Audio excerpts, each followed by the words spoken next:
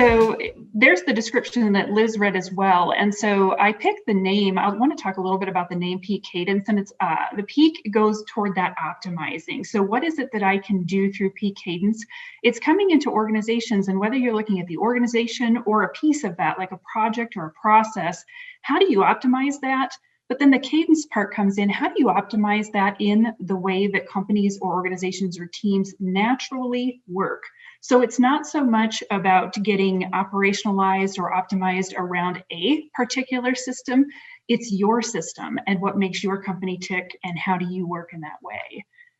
And so if we talk about this from like a problem and a solution perspective, you know, as businesses grow, so do the number of things that need to be managed. And when you first start out, you know, you might have a spreadsheet for this or a system for that. And then you start growing, you get more customers, you get more business. And suddenly that's a lot of individual little pieces that start to look a little bit overwhelming and may not make sense altogether when they started as these individual components. And it's that age-old issue too of, I've started this business, I've created this business, and I'm the founder, I'm the leader. How much time do I spend doing my thing and doing my craft versus running those other aspects of the business? And again, that piece of it can be overwhelming, and things may not be ready to scale in terms of what you did at the beginning with that spreadsheet might not be ready as you're taking on more business. So the solution is with Peak Cadence is coming in and being able to take that outsider's perspective and looking holistically. So taking a look at people, processes, data, analyzing that and figuring out, okay, how can all of these work together to work with an organization based on how that organization naturally comes together and work. In a little bit of a way, it's like, you know, adding an exercise plan to your life. You know, if you come up with this extremely dramatic plan of things that you've never done before, things that may be far out of your comfort zone, how successful is that going to be? It's coming back in and saying, okay, yes, we need to get some things organized. We need to put some things in place. This project needs to go better. We need the right people in the right place. But what's going to make sense for this group? Because it might not be the same thing that makes sense for another. Let me walk through a couple of examples of projects that I've had ongoing since I started this business in January. And I think that'll help make a little bit more sense of the types of things that Peak Cadence can come in and do for a business. So the first case study was working with a realtor who was actually a very successful realtor. And when she came to me, she said, I just had my best year ever. I'm like, that's fantastic. She said, but I felt like everything was just all over the place. And when we started talking about that, it wasn't necessarily because she was working with more buyers and sellers. It's that the process is honestly more complex behind the scenes, and there's so many moving parts. So I started working with her to say, let's talk about what your processes are. What's your flow for a buyer? What's your flow for a seller? Then let's talk about how many different systems, whether those are, you know, a technical system, just your phone, a piece of paper, a folder, how many things are you interacting with in order to be able to get that work done? And so I mapped all of that out for her, and I said, this is why you're feeling that way. There's a lot to this. There's a lot of steps. There's a lot of points in the process. Let's take a look at these processes. Let's take a look at your data too, and think about, how can we put these in fewer systems, in fewer places, so that you can keep track of it all and feel less scattered? And so that was a big part of it, of just helping her understand, how is your work organized? How is it that you do your thing? And making sure that we were honoring that and her goals of providing really great customer service to her clients. And so then the next part of the process was a technology evaluation, because we believed there was a technology solution that could help her, and that was the case. We were looking for a real estate specific customer relationship management system, which we found that did a great job of tracking her tasks, and we could set up templates for her in there so that every time she had a buyer, like, oop, new buyer, boom, here are the steps that I'm going to take to help manage them. And just helping her get that set up with the bigger picture in mind really made it work well for her from the start. And then so I also helped her implement that. And from that perspective, now it's going really well for her. She's been able to eliminate some duplicate steps in how she works with her buyers and sellers. And she's been able to improve her customer service. And then she's been able to spend more time on things like she really wanted to start focusing more on how she was marketing herself. She has time for that now because the rest of this is under control. If we take a look at the second case study, then this is an ongoing project that I have. Similar kind of mindset, but a little bit different starting point. So it's an education-based startup that's currently part of a university, and it's going to spin off into its own entity. And the founders of this effort knew, they've been doing the work for about 10 years, but again, kind of managing it with a series of spreadsheets, documents, things like that. There's a book that's going to be released based on the work that these women have done. And so when that book is released, that's really going to generate activity for them. And they're going to need to have all of their business systems in order to make sure that they're ready for that increase in business. So this time, instead of focusing on processes, we were really focusing on systems. You're creating a new business out of this. What are those core elements that this business needs? They needed accounting. They need something to manage these programs that they put on. They need something to track sales and marketing, because this book release is going to have a lot more publicity and they're going to have a lot more incoming requests. And then also thinking about the curriculum. So we thought about those things in terms of those. If those are the main systems that we need to make sure we report out the gate, what are the data for each of those? What are the reporting, and what are the tasks? So doing that system mapping up front so we could have a really holistic picture of how the business is going to work. And then it was pretty similar to the real estate process in terms of, okay, we know we're doing this in spreadsheets, that's not going to last. Let's go out and evaluate some technology for each of these and then start doing the implementation. And so we are not quite at the point where we're finished with all of that yet, but so far so good. And the information is now all consolidated. It has some repeatable processes to it year by year, that each year that she gets a new group of students coming through this program, she'll be able to get them up and running much more smoothly, and the company's prepared to take off. I don't know what just happened. Sorry about that. All right. So then, okay, so how did I come about this idea to do that business? And really what the idea was is, how do I take the experience that I've done in my past and try to form that into a business? For me, it wasn't a completely straight line, because it's not like I had a particular skill set that was like, I've always done project management, or I've always done accounting, or I've done some things like that. So with the experience that I have in my background, just in terms of different types of industries that I've worked with, different sizes of companies, from being the third person at a startup to working for myself to working for large enterprises, and then all of the different roles that I've taken on, that's really what I'm working on packaging right now, is how do you take that and how can that be most helpful to those companies that are in the small to mid-market space and are looking for somebody that has that perspective, that has that breadth, that has those experiences, that can help them get good systems in place that maintains perspective. And you're unique, your company's unique. How can you maintain some perspective and make sure that the things that you're putting in place work for you? And so the timeline has been, I started with this idea about a year ago in February of 2020. And it's like, well, how do we make Dawn a business? And that's literally like a presentation that I created. And then we all know what happened in March, so we don't need to rehash that. And so everything just went whoop on the back burner. And in October of 2020, then I started thinking, I said, I think my situation's in the clear. I think I can bring this back up again. And so made the decision to actually leave the job that I was at right before Christmas. So did that, started this company and launched it in January, started talking to people and had 2 projects right away start up in January. And then here we are at 1 million.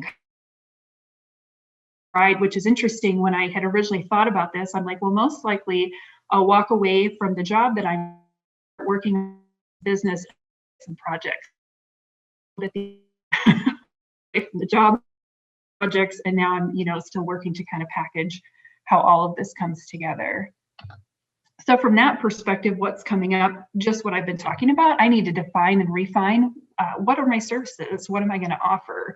I'll be brutally honest, when I thought I was first going to do this and I thought I'm going to start calling the people I know and tell them that I'm available to do work, my guess is it's going to be program management or project management. I'll come in and work on a project for a defined period of time. And it's very interesting that these first 2 projects have been kind of revealing themselves to another need that seems to exist out there that the skill sets that I bring can help fill. So hence more of that defining phase. Networking, talking to groups like this, talking to individuals is really super fun. I enjoy that part. And so getting the word out there a little bit more and talking to people who can kind of help me refine this idea, and suggestions from all of you. So that's what I'm here to do today. That's Peak Cadence, and would love to take any questions or just hear your feedback as well. Thanks, Dawn. That was a great presentation. I really appreciate your case studies. I feel like that really helped me understand what services you do offer. Can you explain, do you have a target audience right now? I know you're kind of defining that, but do you have like a sense of who that might be or what that might look like? You know, there's kind of a couple ways to describe it. So I feel like it's that growing business, and that growing business can be small. If I think about the startup that I worked for, you know, those skills were really coming into play when we were in that phase of growing, like, you know, from 10 to 25, and we were anticipating having more employees than that. It's kind of that phase of, you know, the stuff's getting real. I can't manage it through spreadsheets anymore. I have to take this to the next level. So there's kind of this element of that. I didn't expect those first two projects to kind of be like 1 to 2 person shows, but that's actually worked out really well as well. And then I think there's a fit for mid-sized businesses too, because you can kind of see some shifts at different growth points. Some of the organizations that I've worked for are like, wow, there's so many tools out there that my employees are using, or, you know, we're starting to run into gaps where we don't have enough of the right skill sets in the right place. So again, Liz, that's something I'm also trying to figure out, of where is this most helpful. I think if the organization gets too large, they need a team. They probably need more than me to come in and help with that. So that's what I'm looking at from that perspective. But hey, Dawn, thanks. And yeah, I was actually, one of my questions too, based on your presentation, was just what Liz had asked, right? Was kind of target audience and what's the shared need. So just even hearing you talk through that, to me, it sounded like maybe even reflecting on, you know, growth-oriented companies at these smaller to mid sizes that are approaching an inflection point, and how do you get them over that next, get them ready and successfully through that next transition. That's what I was hearing. Not that that's marketing language, but there might be something in there to help the customer identify their problem and need in what you're offering, so that they can make that connection. Is, yeah, we're feeling this growing pain. And related to that, one of the notes I made on, it might have been like your second slide too, but I was thinking about like the book Traction and kind of the entrepreneur operating system. And related to that, a friend of mine, Don Smithmeyer, who had launched Go-Kart, which was a digital design and innovation firm. And last year they were purchased by or acquired by West Monroe Partners. But he advised me on my journey is making sure that you take time to work on the business, not just in the business. And so, one, I see that for you, but I think that might also be an opportunity, talking to your customers, is how you can help them with the important work of working on the business. Because I do think entrepreneurs and small businesses, we're wearing many hats, and sometimes the frenetic energy, you know, we focus on the day-to-day of just keeping everything moving, and sometimes we lose sight of that. So just some kind of ham-fisted comments there but I think related to trying to target in on that audience need might be useful. Matt, I love that. And I think you're spot on. I think the biggest thing that I do when I talk about it is like, you know, I almost have to say it out loud and prove it out loud a couple times until I'm like, yep, you're right. That's it. It's the small to medium business that's at an inflection point. You know, it's the people who need help working on the business. It's just one of those things I think of, you know, wanting to be open to what this new opportunity is going to bring, while at the same time trying to narrow it down. Yep. So I absolutely appreciate those comments, and I think they're well targeted and right on. And just for everybody else, then I'll shut up. But just from a kind of endorsement standpoint, Dawn and I worked together for 3 years, working for a design company that worked for a premier international ag firm. So working with like global organizations, and then we also helped spin out a startup software company. And just both Dawn's IQ and EQ, her ability to get tough work done and have deliver like tough news in a great optimistic way was always one of the things I really admired about you. Oh, thank you, Matt. I really appreciate that. And it's been, I appreciate the help that you've given me along the way with this, because I think you're a year and a half ahead of me in this journey. And so it's really inspirational to see the work that you're doing. And so that means a lot to me. I appreciate it. Thanks. And I didn't have pandemic on my kind of first year roadmap either.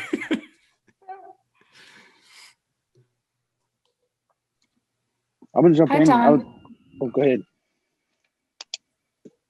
I was gonna jump in and follow and echo Matt's statements. Traction was one of the first things that jumped into my mind too. And I actually had somebody help me walk through some of that process, and she's in the Iowa City area.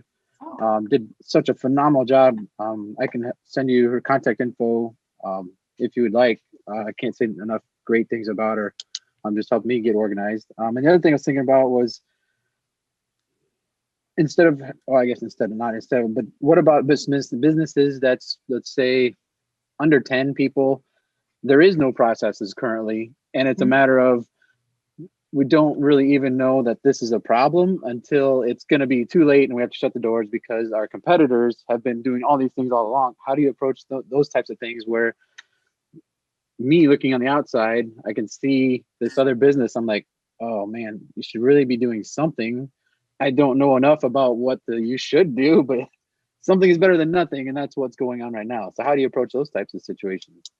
Well, and I think the interesting part of that, because I heard two things in what you were talking about. One is almost like how do you sell yourself to an organization like that maybe doesn't know that they need it?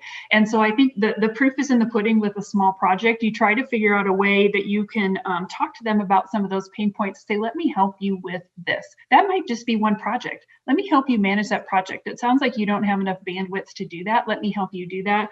That gives you some natural ways to get in and get more familiar and start talking about that.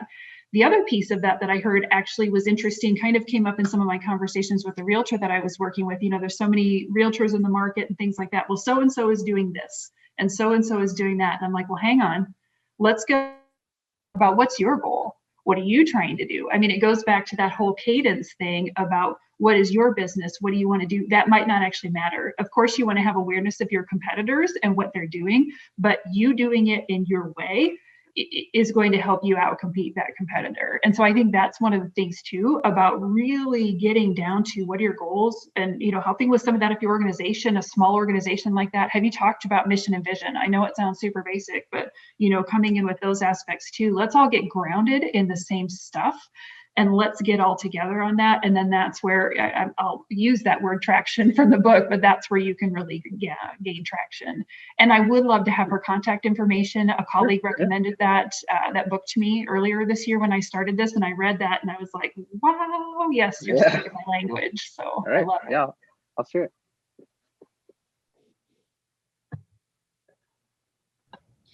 I'm curious on what's your biggest fear about starting a new business, and how do you manage that fear? That's really interesting. I think it's a little bit of that sales pitch, right? Especially with trying to hone in on, is this something that people want? Do they really want this? So I've had, the ability to go into a company and, get in, they ask me to do this role. So I do that role and I do a little more and it turns into this. I've always had inroads that way to be able to find the right path where my skills will be useful and can make an impact. And so, that kind of scary part of, there's always been other people along in that journey too, right? Maybe I had to make the first inroad myself, but there's always a people and a team. So now it's you and you're by yourself and you have these skills, but how do you pull that together into a really good package to convince these businesses? And especially if you're talking small business, money's probably not flowing in the door, right? So how do you convince people that this is the right thing? You need this. And by the way, I'm the right person to give that to you. And you're going to stand on your own and do that the whole time. I think that's fearful. And that's probably very common or could be very common, but, kind of letting go of that team tie and that corporate tie and that company tie and say, I can do it. Like I can do this and I can help you. And here's where you see value. So. That sounds like the key there, Dawn, is showing them that they need it. I think a lot of companies don't realize that they're really struggling with their strategies and they could be a lot more efficient. So I think your strategy of just networking, having conversations with people, listening and understanding what their pain points are will be really valuable for you. And I already know you're doing a great job of that, but. Thank you, Liz. I appreciate that. Dawn, hey, Dawn. go ahead. I was just gonna real quick, I have a suggestion and maybe a connection for you as well. Have you gone through or heard of Venture School? I have heard of Venture School. I have not gone through it. Okay, so maybe check that out. It's like an 8-week course where you can better define your customer prior to talking about or doing anything with your product. So you're gonna do some evidence-based entrepreneurship, about 100 interviews out in the community with people that are in your kind of, start with your network and then you kind of branch out from there. That could be helpful. You could actually leave with an MVP, and you can have a couple different ones, but I would check out Venture School, and it's backed by a national I-Core program. So I check out that. And there are many locations across the state. And then secondly, as soon as you started speaking, we had a speaker earlier this year or late last year called Lisa Even with Rapid Fire Leadership, coach and leadership partner. So she's doing intergenerational leadership. So it's a big manufacturing, and generation 3 is going to take over. How do we lift up that and like close the gap there? So if you want to put your email in the chat, I'd be happy to connect you with Lisa. And she's in Des Moines, but she's online and she's everywhere. And she's starting to build her business that way too, from middle management. So she's seen all the problems in middle management. She's trying to close the gap between why are middle managers crazed, you know, from the pressure up and the pressure down. And so I'd love to connect you with Lisa. That would be awesome. And I've been there, done that as well. So that would be fantastic. I appreciate it. Thank you. So, Hey, Dawn, oh, go ahead, Alfonso. excuse me. Go ahead, Matt. I'll do that. No, I was just going to say, and yeah, just kind of a +1 to Ann's comments on Venture School, to like really looking at some of the early problems, and also just saying that for new people here to know about these resources that the state has, I think is important. And Liz put a link in the chat. But as you're refining, you know, think your offering and the customer. I know one of the things that I did as well was from crossing the chasm. Right, there's almost this kind of Mad Lib. And just I kept iterating on that, different versions, but you know, it's like for like who's your target, you know, for like a group, what's their shared problem, and then your product service and how it's unlike, right, how you differentiate, and then what it offers. And there's some different versions of those, but I found those help just continually iterating through those. And then also before I launched my company, I just had trusted colleagues in my network that I knew would also give me frank feedback to critique those. So if you want to send some my way too, I will try to help you. But I found that thought process too of how do I take this kind of like abstract thing that sometimes people don't even know that they need, right? They might even have trouble describing the symptoms, where sometimes when it's just software, like, oh, I just need I'm having trouble with accounting. Maybe I'll go with QuickBooks, or maybe I'll get a bookkeeper, right? But when they're even struggling about like kind of strategy or growth, they might not even have the language to describe what they need. And so sometimes you can even help them identify those symptoms and how you help alleviate those. Thanks. And I think I do need to send that stuff your way because of your community that gave you critical feedback. I think I was one of those people, and I was probably a little harsh. So I need to send it back and have you return the favor. Been waiting for payback. No, it's like just for everybody. It's like, you know, just feedback, especially good critical feedback, is essential, and it's better to learn it early than later when you're in the market spending money trying to stay afloat. Yeah, Don, I was asking one thing. First of all, congratulations for the presentation. Very, very interesting.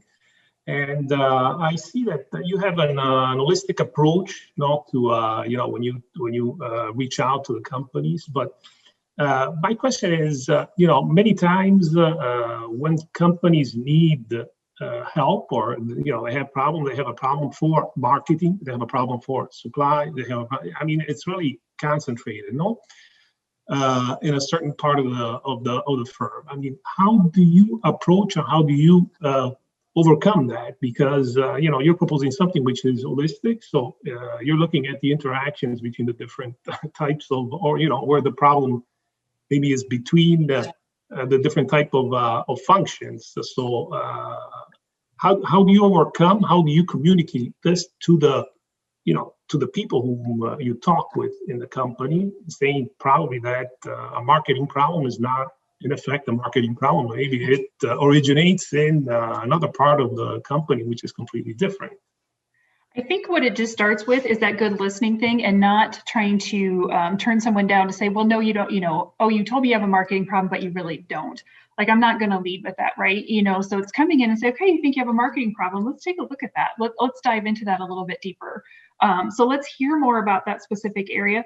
But hang on a second, let me back up a little bit, because marketing interacts with this area of the business and this area of business and this area of business. Let's talk about those two.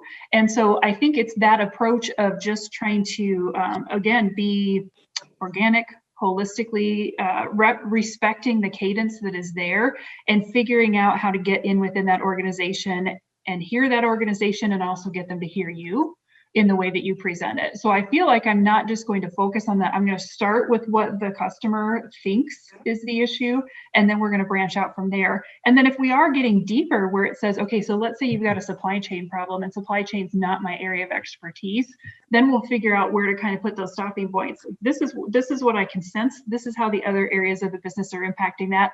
Let's go help find you someone that can help answer this question, because that's not me.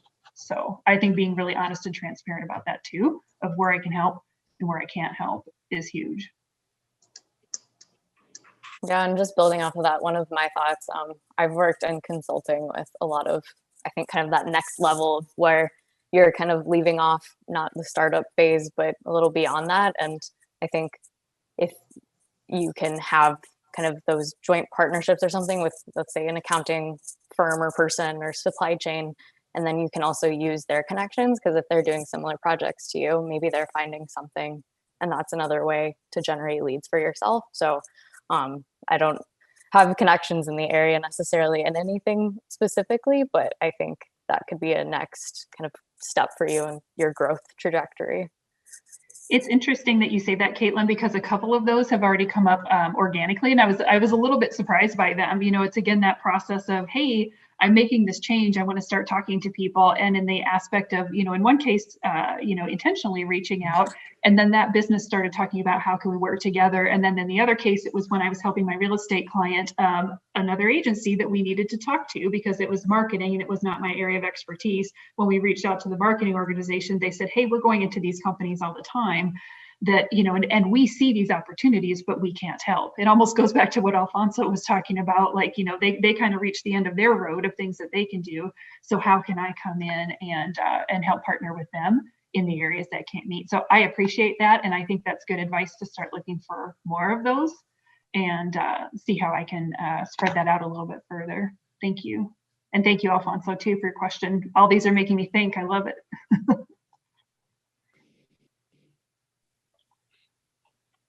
Hey, Don, Ben Snyder here. Great presentation. I love it. I do consulting on organizational culture and leadership, and I love your process, and in any way that I can help, I'd love to. We should connect. In fact, I think there might be a good avenue or different things to talk about. But my question to you is, so like, in my conversations, I'll talk to like an architect or an interior designer or somebody who's doing marketing and branding. And in your case, a lot of focus on systems and processes. So do you, like as you're getting going, I'm sure you'll have this question more and more, but in the early on is trying to understand who that client is and where they're going, the biggest challenge, so that like you can kind of align everything to them and how they do it. It is, and I think it's the best way to start, because if you're starting, again, you get attracted to the situation that you're trying to help because someone has expressed a need or expressed a problem, and so you have that natural tendency to want to go, ooh, let's dive in and fix that. But if you don't take that step back, and again, it was the example of working with a real estate client, and I was like, okay, we kind of did this initial discovery session or download, and she kind of threw all the things out at me that she was concerned about and wanted to work about. And I said, hang on, the first thing we haven't talked about is what's your goal? And that could have been anything from getting more customers to I want to sell more to, I want to start thinking about how I might transition this business to someone else. There could have been a million things. And the point that she made was, I want to do great customer service. bazinga, like we can work with that now. And so, you know, from that perspective, I think even if the customer is trying to lead you down this little path of here's the thing that I want you to fix and take a look at, you just have to help work with them. And that can be really upfront and straightforward to say, this is the way I work. It can also be a little bit organic of you just kind of start peeling back the onion, and before you know it, you've gotten the pieces there of what you need to get in order to be successful with them. So there's a little bit of grace, a little bit of balance, a little bit of dancing, and then a little bit of tough love to pull that out. So